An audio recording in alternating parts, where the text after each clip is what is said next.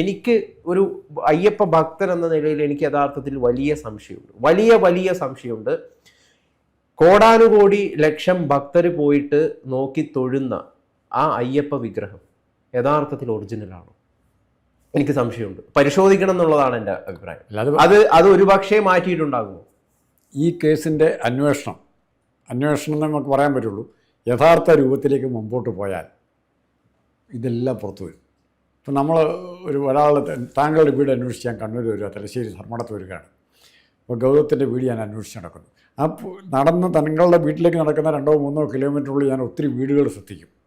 അതിൽ കൗതുകകരമായ കാണും, അത്ഭുതം ജനിപ്പിക്കുന്ന കാണും, ആശ്ചര്യം ജനിപ്പിക്കും. അപ്പം ഈ യഥാർത്ഥ കുറ്റവാളി അന്വേഷിച്ച് പോകുന്ന വഴിക്ക് നമ്മൾ ഇഷ്ടപ്പെടുന്ന വേറെ ചില കുറ്റവാളികളെ കണ്ടെത്തും. ഒരാളെ അന്വേഷിച്ച് അയാളെ മാത്രമല്ല നമ്മൾ കാണുന്നത്, ആ പോകുന്ന വഴിയെ. ഇപ്പോൾ ഈ അന്വേഷണം ശരിയായ ദിശയിൽ പോയാൽ പല മുഖങ്ങളും പുറത്തു വരും. അന്വേഷണം ശരിയായ ദിശയിൽ പോയാൽ